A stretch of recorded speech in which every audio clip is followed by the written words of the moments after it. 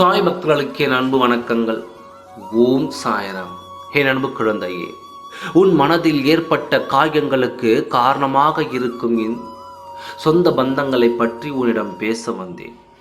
நேற்று என் மனம் எத்தனை வலித்தது என்று எனக்குத்தான் தெரியும்.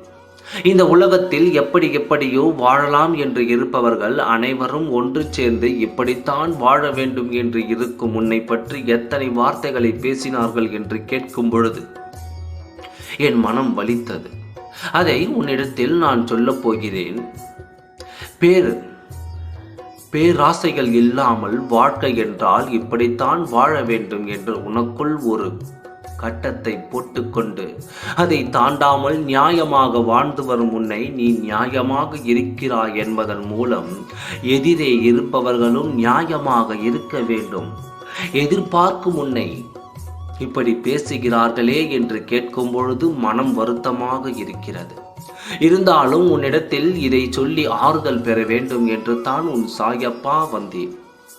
உன்னை பற்றி அவதூறு வார்த்தைகளை பேசினார்கள். அவர்களை பற்றிய அத்தனை கேள்விகளையும் முடக்கி வைத்து கொண்டு உன்னை பற்றிய வார்த்தைகளை இல்லாததையெல்லாம் பேசி அத்தனை பேரும் கைத்தட்டி சிரித்து கொண்டிருந்தார்கள்.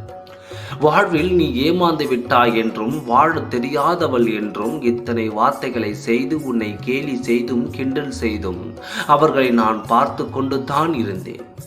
எப்படியெல்லாமோ வாழ்ந்து இன்று என்னை போல் இல்லை என்று இருப்பவர்கள் அவர்கள்.